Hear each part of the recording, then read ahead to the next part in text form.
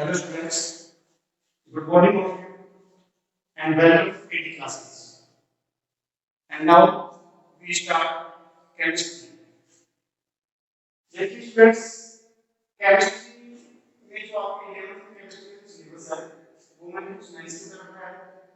Some basic concept of chemistry, atomic structure, classification of elements and their periodicity, chemical bonding, state of matter, equilibrium, thermodynamics, redox reaction, hydrogen, S-group elements, E-group elements, some basic concept of organic chemistry, hydrocarbon, and environment science या environment chemistry.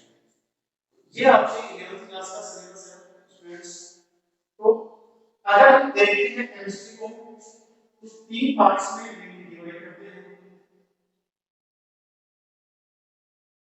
Inorganic chemistry,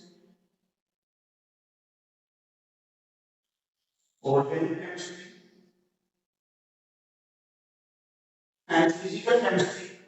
और एक और branch है जिसको हम अभी थोड़ा सा हाई स्कूल में जाकर डिस्कस करेंगे, स्पेक्ट्रोस्कोपी. ये एक्चुअली एक टेक्निक्स होती है जो कि स्ट्रक्चर या उसके कैरेक्टरिस्टिक्स के आधार पर काम करता है. तो यहाँ पे अगर हम इनऑर्गेनिक की बात करें तो यहाँ पे कुछ पार्ट्स इनऑर्गेनिक के हैं, कुछ टॉपिक्स ऑर्गेनिक के हैं और कुछ टॉपिक्स फिजिकल के हैं. अगर हम बेसिक की बात करें इनऑर्गेनिक केमिस्ट्री क्या होती है, ऑर्गेनिक केमिस्ट्री क्या होती है, तो ऑर्गेनिक केमिस्ट्री के बारे में जो फर्स्ट हाइपोथेसिस था वो था ऑर्गन से रिलेटेड था. और ऑर्गन के रिप्रेजेंट होते हैं जो कि लिविंग थिंग्स होते हैं, फैट्स, प्रोटीन, ऑयल्स, इनमें. और इनऑर्गेनिक केमिस्ट्री का इसका पर्पस कि जिसमें नॉन लिविंग थिंग्स होते हैं वो इनऑर्गेनिक केमिस्ट्री में, और जो लिविंग थिंग्स होते हैं वो ऑर्गेनिक केमिस्ट्री में होते हैं. ये बर्जीनियस का हाइपोथेसिस था. इसका था बर्जीनियस का हाइपोथेसिस था कि जो ऑर्गेनिक यानी कि जो लिविंग थिंग्स होते हैं उनसे रिलेटेड जो कंपाउंड होते हैं वो किसमें अंदर इंक्लूड करेंगे, ऑर्गेनिक केमिस्ट्री में. जो नॉन लिविंग थिंग्स होते हैं वो किसके अंदर इंक्लूड करेंगे, इनऑर्गेनिक केमिस्ट्री में. मैं वापस रिपीट करता हूं, जो ऑर्गेनिक केमिस्ट्री में जिन कंपाउंड्स को अपन इंक्लूड कर रहे थे वो अकॉर्डिंग टू बर्जीनियस जो लिविंग थिंग्स हैं डायरेक्ट या इनडायरेक्ट ऐसे भी जो कंपाउंड्स लिविंग थिंग्स से मिल रहे हैं वो सारे ऑर्गेनिक केमिस्ट्री में, जो नॉन लिविंग थिंग्स से मिल रहे हैं जैसे कि सोइल तो वो किसमें आएंगे, इनऑर्गेनिक केमिस्ट्री में. उसके बाद में बर्जीनियस ने एक हाइपोथेसिस किया कि जो ऑर्गेनिक कंपाउंड है वो सिर्फ या ओनली ऑर्गन्स या लिविंग थिंग्स से ही प्राप्त किए जा सकते हैं, नॉन लिविंग थिंग्स से प्राप्त नहीं किए जा सकते. जो कि इनका जो हाइपोथेसिस था ये गलत साबित हुआ. बाद में बहुत सारे ऑर्गेनिक कंपाउंड हैं उनको लैबोरेटरीज में बनाते हैं. ये सबसे पहले ओल्वे ने इनको गलत साबित किया. ओल्वे ने क्या किया था कि अमोनियम साइलेट से अमोनिया बना रहे थे तो उससे वो एसिड्स बन गया. तो उसकी वजह से क्या हो गया, ऑर्गेनिक कंपाउंड डिस्कवर हो गया और इनका बर्जीनियस का जो हाइपोथेसिस था वो गलत साबित हो गया. ठीक है. अब अगर हम बात करें कि आपके सिलेबस में कौन-कौन से पार्ट ऑर्गेनिक के हैं, सब बेसिक कॉन्सेप्ट में ऑर्गेनिक इनऑर्गेनिक सभी काम आएंगे.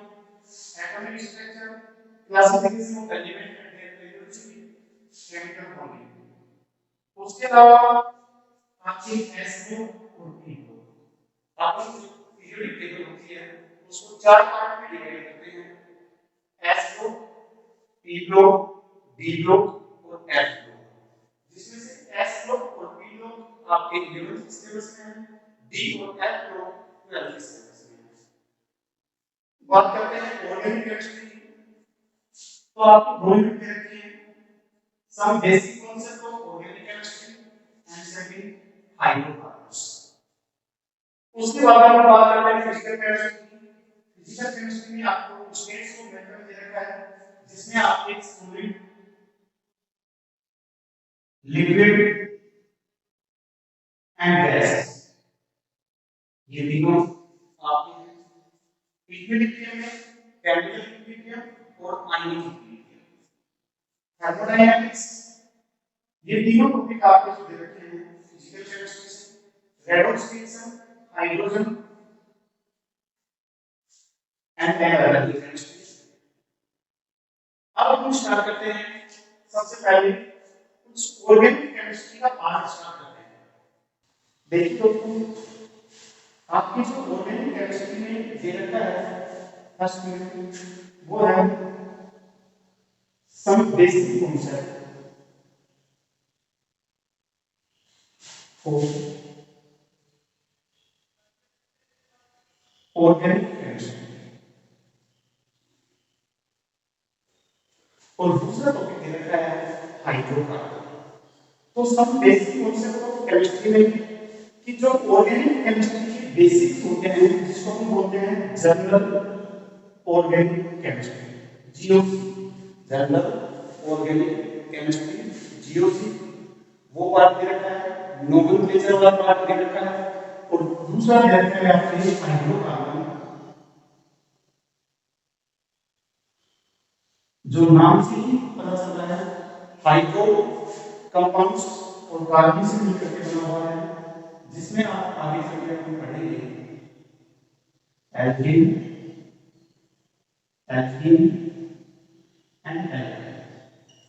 ओके फ्रेंड्स, इनको हम बाद में डिस्कस करेंगे। First of all now we discuss GOC, general organic chemistry.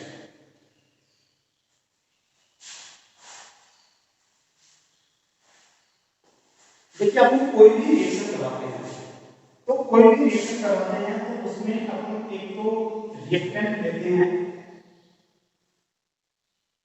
और उससे इसका फॉर्मेशन होता है, प्रोडक्ट फॉर्मेशन होता है। रिएक्टेंट लेते हैं और प्रोडक्ट होता है अपने पास में। ये एक बेसिक फंडा है किसी भी रिएक्शन का कि उसमें रिएक्टेंट लेंगे और क्या बनेगा, प्रोडक्ट बनेगा। अब इस रिएक्टेंट में दो चीजें होती हैं,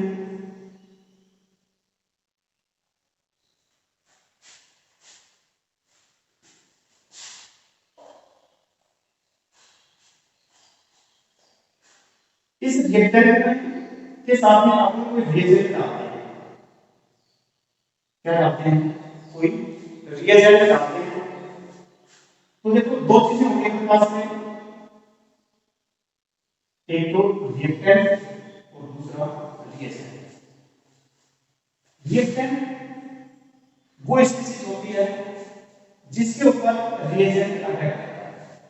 रिएक्टेंट कौन सी स्पीशीज होती है जिसके ऊपर रिएजेंट अटैक करता है, या हम बोल सकते हैं which species attack of reactant is called reagent.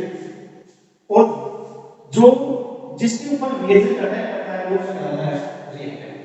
यानी कि रिएजेंट हमेशा रिएक्टेंट के ऊपर अटैक करता है, रिएजेंट अटैक ऑन रिएक्टेंट।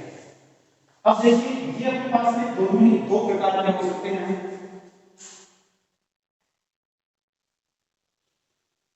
एक इलेक्ट्रोफाइल और दूसरा होता है न्यूक्लियोफाइल। एक तो क्या होता है इलेक्ट्रोफाइल और दूसरा होता है न्यूक्लियोफाइल। अच्छा, एग्जांपल केस में हम देखते हैं कि जो रिएजेंट होता है वो मोस्ट ऑफ केसेस में इनऑर्गेनिक स्पीशीज होती है,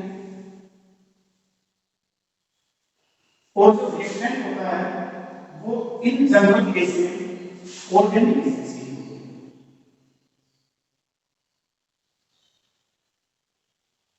क्या होता है, जो रिएजेंट होता है वो इन जनरल केस में इनऑर्गेनिक स्पीशीज होती है, और जो रिएक्टेंट होता है वो इन जनरल केस में ऑर्गेनिक स्पीशीज होती है। अगर कोई रिएक्टेंट इनऑर्गेनिक स्पीसीज मिल रहा है दैट मींस उसके ऊपर चार्ज डेंसिटी बहुत ज्यादा है, तभी वो इस तरह बिहेव करता है।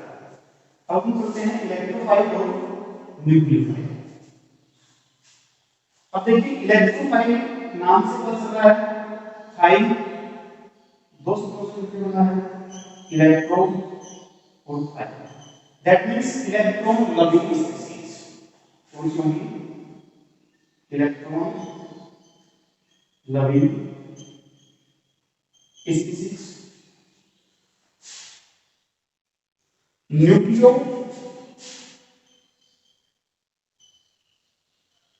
प्लस फाइल, यानी कि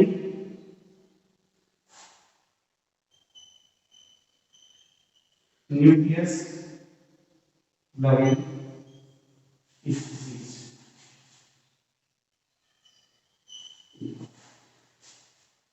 इलेक्ट्रॉन लविंग स्पीसीज यानी कि जब इलेक्ट्रॉन लविंग स्पीसीज हैं यानी कि इनको इलेक्ट्रॉन को एक्सेप्ट करने की टेंडेंसी रखते हैं, तो ये क्या होंगे? Electron deficient species.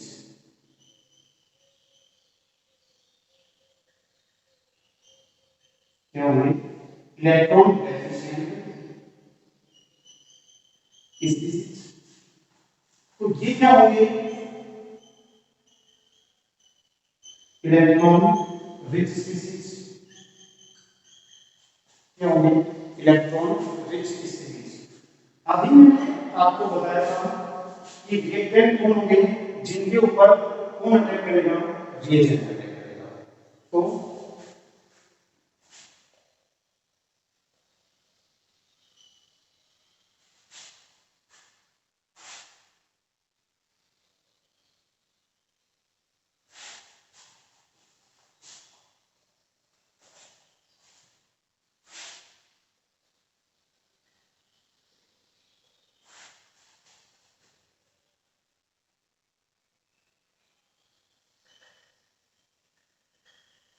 रिएजेंट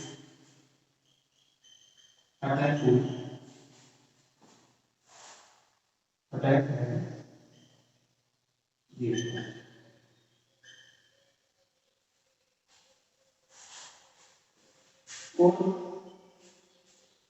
अब हम ब्रोंकोस्कोपी एसिड बेस थ्योरी पढ़ते हैं। क्या पढ़ते हैं? एसिड बेस थ्योरी पढ़ते हैं जिसमें हम लुईस सिद्धांत पढ़ते हैं। क्या पढ़ते हैं? लुईस सिद्धांत। उसके अकॉर्डिंग जो इलेक्ट्रॉन डेफिशिएंट स्पीसीज होती हैं वो तो किस क्या कहलाती है? Lewis acid. और जो इलेक्ट्रॉन रिच स्पीसीज होती हैं वो क्या कहलाती है? Lewis base. तो it is called Lewis acid,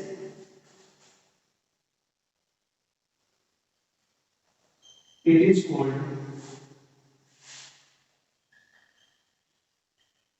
Lewis base. तो ये बेसिक डिफरेंस हो गया इलेक्ट्रोफाइल और न्यूक्लियोफाइल। देखिए कोई भी ऑर्गेनिक रिएक्शन होगी तो उसमें या तो इलेक्ट्रोफाइल रिएजेंट का इलेक्ट्रोफाइल होगा तो रिएजेंट की तरफ से कौन आएगा? न्यूक्लियोफाइल। अगर रिएजेंट की तरफ से न्यूक्लियोफाइल होगा तो रिएजेंट की तरफ से कौन आएगा? इलेक्ट्रोफाइल। यानी कि हमेशा दो अपोजिट स्पीसीज के बीच में ही रिएक्शन होती है, या तो इसका इलेक्ट्रोफाइल होगा या इसका न्यूक्लियोफाइल होगा। ओके स्टूडेंट्स, अब मैंने आपको ये बता दिया कि इलेक्ट्रोफाइल होता क्या है, न्यूक्लियोफाइल क्या होता है। ठीक है, अब मैं आपको ये बता दूं कि इलेक्ट्रोफाइल कौन-कौन से होते हैं, न्यूक्लियोफाइल कौन-कौन से होते हैं।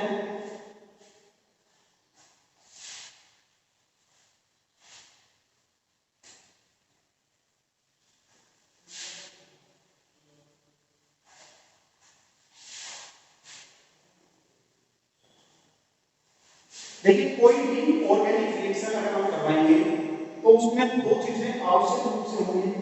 एक तो अटैक करने वाला और दूसरा वो जिसके ऊपर अटैक किया जाएगा।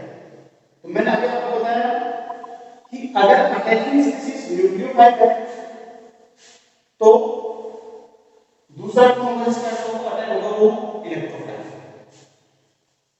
अब देखिए अगर हम बात करते हैं कि electrophile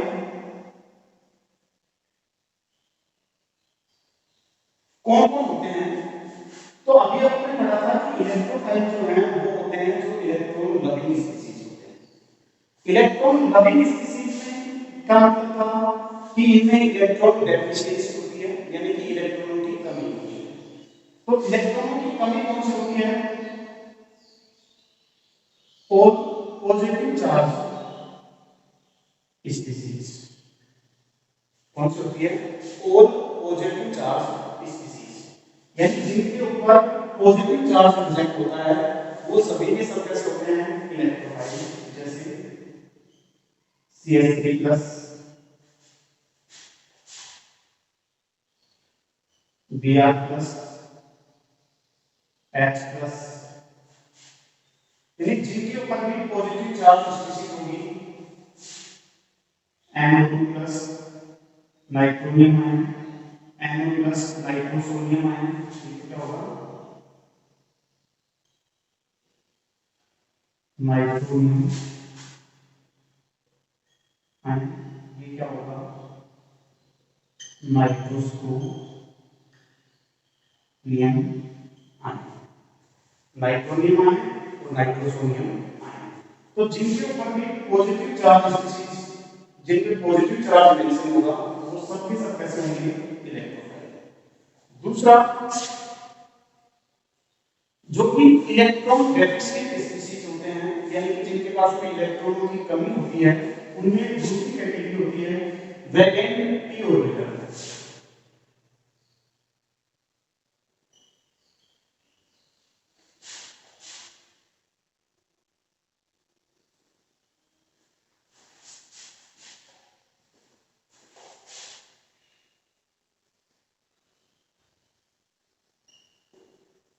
vacant p orbital,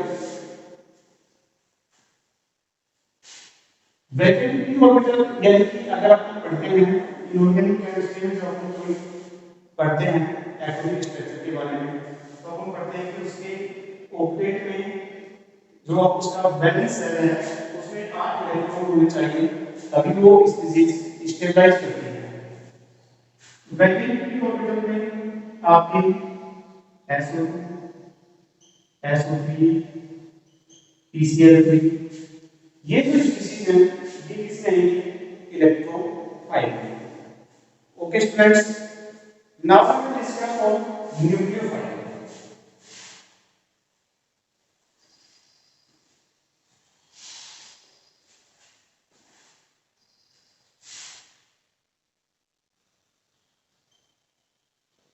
nucleophile देखिए स्टूडेंट्स, जीओसी जो है वो very very very important part है ऑर्गेनिक केमिस्ट्री का। ये सिर्फ आपकी 11th में ही काम नहीं, जब तक आप केमिस्ट्री पढ़ते हैं आपको जीओसी अगर बेसिक कॉन्सेप्ट अगर आपके अच्छे हैं, आपको ऑर्गेनिक में कहीं कोई समस्या नहीं आएगी। ऑर्गेनिक एक बहुत ही इजी सब्जेक्ट है अदर्स के, तो अगर आपके बेसिक कॉन्सेप्ट क्लियर है तो बहुत ज्यादा इजी है, और अगर आपके बेसिक कॉन्सेप्ट क्लियर नहीं है तो आपके लिए ऑर्गेनिक एक टफ सब्जेक्ट बन जाएगा, आपको रटना पड़ेगा। तो इससे अच्छा है कि आप जो बेसिक कॉन्सेप्ट है ऑर्गेनिक के, जनरल ऑर्गेनिक केमिस्ट्री, वो आपके लगभग 12 से 15 क्लासेस में खत्म हो जाएगी। यदि टाइमिंग पे डिपेंड करेगा वो कितने टाइम की क्लास होती है, लेकिन 10-12 घंटों की समथिंग जो है ये आपके जो बेसिक केमिस्ट्री है वो खत्म हो जाएगी। वहां तक अगर आप पूरा कंप्लीट कंटिन्यू करते हो, कोई क्लास मिस नहीं करते हो, तो आपके जीओसी का पार्ट बहुत ही अच्छा, बहुत ही शानदार हो जाएगा। न्यूक्लियोफाइल, अब देखिए न्यूक्लियोफाइल वो स्पीशीज है जहां पे इलेक्ट्रॉनों की अधिकता होती है, या electron rich species is called nucleophile. First of all जिनके नेगेटिव चार्ज होता है वो सारे कैसे होते हैं न्यूक्लियोफाइल। आपको पता है कि कोई भी स्पीशीज के ऊपर दो प्रकार का चार्ज हो सकता है, या तो पॉजिटिव चार्ज या नेगेटिव चार्ज या वो न्यूट्रल है। कैसा रहेगा? न्यूट्रल। पॉजिटिव चार्ज का मतलब होता है इलेक्ट्रॉन डेफिशिएंट, दैट मींस उसके वैलेंस से इलेक्ट्रॉन छोड़ करके किसी दूसरी स्पीशीज के पास चला जाता है। तो जब ए के पास में मान लीजिए ए है, इससे एक इलेक्ट्रॉन निकल करके कहीं दूसरी जगह पे जाएगा, तो ये क्या बनेगा? ए प्लस प्लस वन इलेक्ट्रॉन। अब ये इलेक्ट्रॉन कहां पे जा रहा है? मान लीजिए बी के पास में जा रहा है, and this electron and this is the B minus, यानी कि यहां पे क्या जनरेट हुआ? Positive charge. And positive charge इसके पास से एक इलेक्ट्रॉन गया, तो यहां पे इलेक्ट्रॉनों की डेफिशिएंसी होगी, that is called electrophile. Electrophile. And B को एक इलेक्ट्रॉन गेन हुआ है, एक इलेक्ट्रॉन मिला है, तो इस पे चार्ज कैसा है? Negative charge. कैसा चार्ज है? Negative charge. That means it is called nucleophile.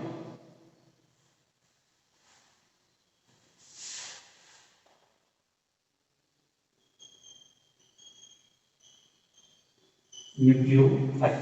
तो पॉजिटिव चार्ज स्पीशीज और नेगेटिव चार्ज स्पीशीज आप समझे, यानी कि जिन पे पॉजिटिव चार्ज आपको दिखाई दे रहा है वो इलेक्ट्रॉन डेफिशिएंट स्पीशीज होंगी, और जिनके नेगेटिव चार्ज आपको दिखाई दे रहा है वो इलेक्ट्रॉन रिच स्पीशीज होंगी।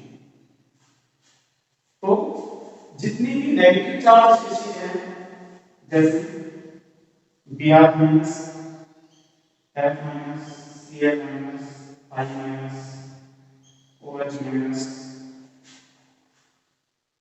OR माइनस, SH माइनस, जितनी भी नेगेटिव चार्ज स्पीशीज हैं वो सारी कैसे किसमें आएंगी?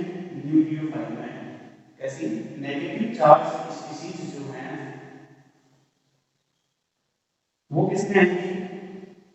न्यूक्लियोफाइल में आएंगी। आपके पास में जितने भी नेगेटिव चार्ज स्पीशीज होंगी,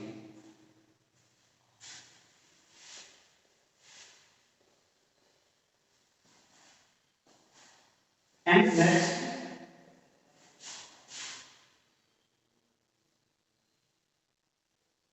न्यूट्रल स्पीशीज। कैसे स्पीशीज? न्यूट्रल स्पीशीज, यानी कि जिनके पास में कोई चार्ज नहीं है। तो तीन कैटेगरी में कैटेगराइज किया स्पीशीज को, positive, neutral and negative. Positive किसमें आ गई? इलेक्ट्रोफाइल में। नेगेटिव किसमें आ गई? न्यूक्लियोफाइल में। अब कुछ न्यूट्रल स्पीशीज की जैसे SO2, SO3, PCl3, PCl5, ये किसमें आ गई? इलेक्ट्रोफाइल में। अब कुछ जैसे कि H2, ROH, SH, OH, NH3, NRH2, NR4H, NR3, ये सब स्पीशीज जिनके ऊपर लोन पेयर प्रेजेंट होगा। क्या प्रेजेंट होगा? लोन पेयर प्रेजेंट है, वो न्यूट्रल स्पीशीज किसमें आएंगे? न्यूक्लियोफाइल में। क्योंकि लोन पेयर का डायरेक्ट मतलब है कि यहाँ पे इलेक्ट्रॉन डेंसिटी है, और इलेक्ट्रॉन डेंसिटी जब है यानी कि इलेक्ट्रॉन रिच स्पीशीज है, और जब इलेक्ट्रॉन रिच स्पीशीज है तो वो क्या कहलाएंगे? न्यूक्लियोफाइल। क्या कहलाएंगे? न्यूक्लियोफाइल। इसके अलावा कुछ ऑर्गेनोमेटेलिक स्पीशीज होती हैं,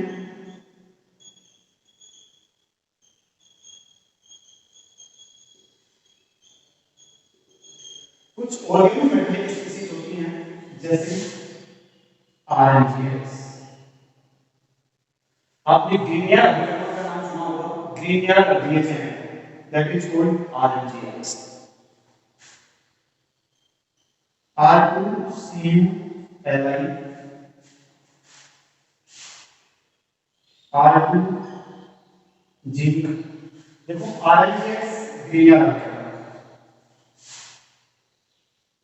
RNi सुपर ग्रीनियर अभिकर्मक, RNGs Grignard reagent, RNi super Grignard reagent. Because यहाँ पे मेटल कौन है मैग्नीशियम, यहाँ पर मेटल कौन है लिथियम, और लिथियम जो है वो मोर रिएक्टिव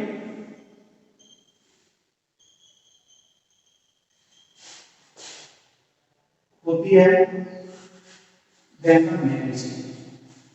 लिथियम क्या होती है मोर रिएक्टिव होती है मैग्नीशियम से, इसलिए जिन रिएजेंट्स पे या रिएक्टेंट्स के ऊपर आरएनजीएम से रिएक्शन नहीं कर पाता है उनमें रिएक्शन कौन कर देता है आरएनजीएम, क्योंकि जो लिथियम की रिएक्टिविटी होती है वो मैग्नीशियम से बहुत ज्यादा होती है, इसलिए इसको बोला जाता है ग्रीनियर रिएजेंट।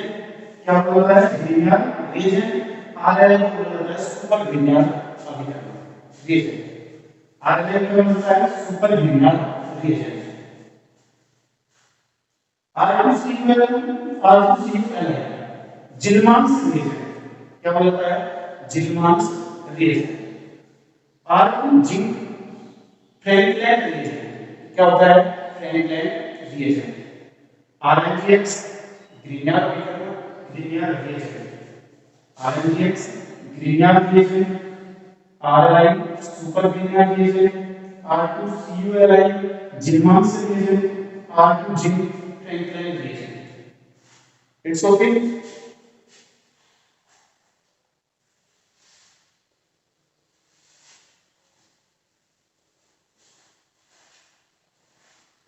इसके नेक्स्ट कैटेगरी में आते हैं 5 बॉन्डेड मॉलिक्यूल। कौन आते हैं 5 बॉन्डेड मॉलिक्यूल। देखिए 5 बॉन्डेड मॉलिक्यूल में आपको पता है कि बॉन्ड्स जो है दो प्रकार के होते हैं, एक सिग्मा बॉन्ड एंड दूसरा pi bond. One is sigma bond and second is the pi bond.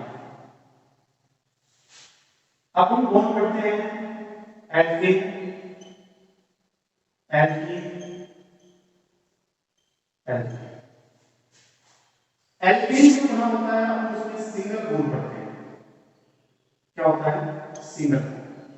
और सिंगल बॉन्ड जहां पे होता है उसमें कैसा बॉन्ड होता है सिग्मा बॉन्ड। एल्कीन में हम डबल बॉन्ड करते हैं। कैसा करते हैं डबल बॉन्ड।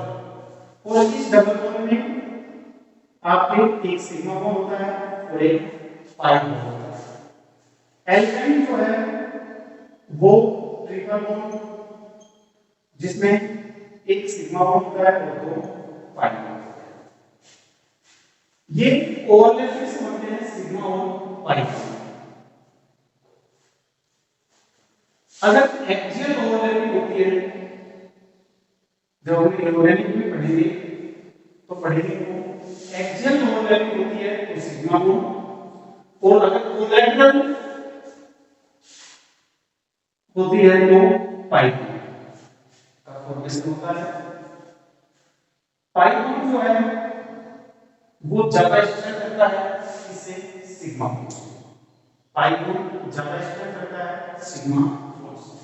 तो पाई बॉन्ड में मॉलिक्यूल्स जो हैं उनकी इलेक्ट्रॉन डेंसिटी ज्यादा होती है, जैसे CH2 बेंजीन कार्बोनिक कंपाउंड। अब कार्बोनिक कंपाउंड्स में दो होते हैं आपके पास में एल्डिहाइड और कीटोन। तो दोनों कार्बोनिक कंपाउंड्स में चाहे एल्डिहाइड हो चाहे कीटोन। तो जो 5 मॉलिक्यूल्स होते हैं वो आपके क्या होते हैं जैसे डबल बॉन्ड ये, तो ये आपके क्या होंगे न्यूक्लियोफाइल। आज हमने पढ़ा जीओसी में कि कोई भी जो अभिक्रिया होती है तो उसमें अपने पास में दो चीजें होती हैं, एक रिएक्टेंट होता है दूसरा प्रोडक्ट होता है। रिएक्टेंट को हमने दो टाइप से पढ़ा है, एक इलेक्ट्रोफाइल जिसको कि E+ से डिनोट करते हैं और दूसरा न्यूक्लियोफाइल जिसको कि Na- से डिनोट करते हैं। एक रिएक्टेंट किसमें कन्वर्ट हो रहा है प्रोडक्ट। रिएक्टेंट अपने पास में दो प्रकार से हो सकता है, इलेक्ट्रोफाइल और न्यूक्लियोफाइल। इलेक्ट्रोफाइल क्या होता है जो इलेक्ट्रॉन डेफिशिएंट स्पीशीज होती है। क्या होती है इलेक्ट्रॉन डेफिशिएंट स्पीशीज होती है। और न्यूक्लियोफाइल होता है जो इलेक्ट्रॉन रिच स्पीशीज होता है। क्या होता है इलेक्ट्रॉन रिच स्पीशीज होता है। अब जो इलेक्ट्रॉन डेफिशिएंट स्पीशीज होती है, कौन? इलेक्ट्रोफाइल। तो ये अटैक कहां पे करेगा? जहां पर इलेक्ट्रॉनों की अधिकता होगी, जहां पे इलेक्ट्रॉन डेंसिटी अधिक होगी। ये अटैक कहां पे करेगा? जहां पे इलेक्ट्रॉन डेंसिटी कम होगी। ठीक है, जहां पे इलेक्ट्रॉन डेंसिटी कम होगी वहां पे कौन अटैक करेगा? न्यूक्लियोफाइल। जहां पे इलेक्ट्रॉन डेंसिटी अधिक होगी वहां पे कौन अटैक करेगा? इलेक्ट्रोफाइल। इनके पास में इलेक्ट्रॉनों की कमी होती है, इसलिए इनको लुईस एसिड कहा जाता है। इनके पास में इलेक्ट्रॉनों की अधिकता होती है, इसलिए इनको लुईस बेस कहा जाता है। It is clear? उसके आगे हमने देखा कि इलेक्ट्रोफाइल कौन कौन होते हैं, न्यूक्लियोफाइल कौन कौन होते हैं। तो अपने को यह समझ में आ गया कि इलेक्ट्रोफाइल क्या होते हैं, न्यूक्लियोफाइल क्या होते हैं।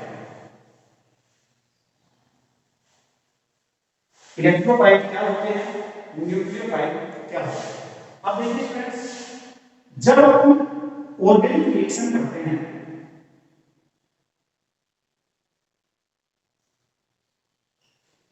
तो ऑर्गेनिक रिएक्शन में मैंने आपको बताया कि कोई एक प्लस बी रिएक्टेंट है जिनमें एक सबस्ट्रेट है एक रिएजेंट है, वो मिलकर के प्रोडक्ट का निर्माण करते हैं। It is clear? अब ऐसा नहीं है कि देखो यहां पर इलेक्ट्रॉन ट्रांसफर होता है, यानी कि इलेक्ट्रॉन का ट्रांसफर होता है। क्या होता है? Electronic transfer. तो इलेक्ट्रॉनिक ट्रांसफर होता है तो उसमें कोई ना कोई तो ड्राइविंग फोर्स लगता है। ऐसा तो है नहीं कि इलेक्ट्रॉन इस ये स्टेबल पड़ा हुआ है, ये स्टेबल है और दोनों ने मिलकर के कोई प्रोडक्ट बना दिया, ऐसा नहीं होता है। इसका ये अगर इलेक्ट्रॉन डोनेट करेगा या इलेक्ट्रॉन गेन करेगा तो उसके पीछे कोई ना कोई ड्राइविंग फोर्स होता है कि ये ऐसा क्यों कर रहा है। दुनिया में कोई भी काम होता है वो सब कुछ स्टेबिलिटी के लिए होता है। सब कोई अपने आप की स्टेबिलिटी चाहते हैं। जो दुनिया में कॉन्सेप्ट पे काम करते हैं वही सारे कॉन्सेप्ट केमिस्ट्री में भी काम करते हैं। केमिस्ट्री के भी जितने भी कंपाउंड, जितने भी एलिमेंट्स हैं वो अपने आप में स्टेबिलिटी चाहते हैं और स्टेबिलिटी के लिए रिएक्शन करते हैं। हम भी तो स्टेबिलिटी के लिए रिएक्शन करते हैं, एक जगह से दूसरी जगह जाते हैं। आप पढ़ाई कर रहे हो, किसके लिए कर रहे हो? अपनी स्टेबिलिटी के लिए।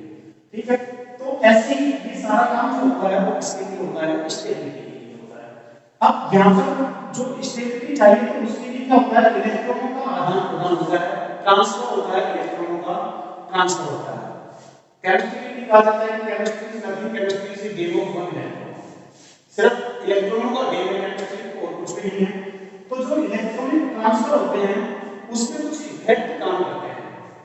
तो ये जो इफेक्ट होते हैं ये दो प्रकार के होते हैं, एक परमानेंट इफेक्ट और एक टेम्परेरी इफेक्ट। एक परमानेंट इफेक्ट और दूसरा टेम्परेरी। टेम्परेरी इफेक्ट होता है कि जिसमें आप बाहर से कोई दूसरा ड्राइविंग फोर्स नहीं लगाते हैं, एक सबस्ट्रेट मिला, एक रिएजेंट मिला, दोनों एक दूसरे से एक्साइट हुए, इलेक्ट्रॉनों का ट्रांसफर हुआ। जैसे ही दोनों की रिएक्शन खत्म, वो अपने स्थान पर, वो अपने स्थान पर। ठीक है, परमानेंट में होता है कि एक बार इलेक्ट्रॉनों का ट्रांसफर हो गया तो वो परमानेंट इलेक्ट्रॉनों का ट्रांसफर रहता है जब तक कि उसके ऊपर कोई अदरवाइज ड्राइविंग फोर्स नहीं लगाया जाता है तब तक। तो परमानेंट में हम पढ़ते हैं इंडक्टिव इफेक्ट,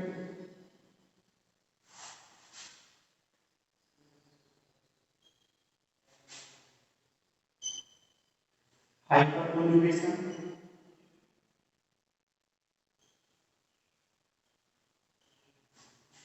जिसको ब्रेटन नामक इफेक्ट, लो बॉन्ड रेजोनेंस भी बोलते हैं, मीसोमेरिक इफेक्ट या रेजोनेंस।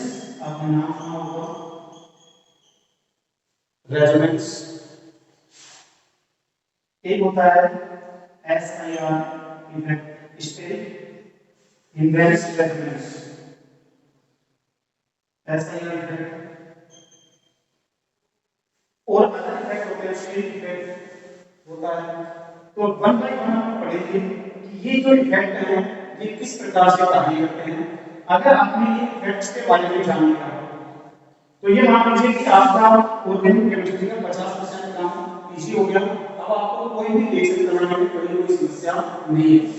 बिकॉज जितनी भी रिएक्शंस होती हैं उनमें जो ड्राइविंग फोर्स होते हैं वो कहीं ना कहीं इन्हीं की प्रॉपर्टी करते हैं, या तो इलेक्ट्रिक इफेक्ट या इलेक्ट्रोकम्युनिकेशन या रेजोनेंस विजुअल इफेक्ट, ये दोनों लगभग यही होते हैं।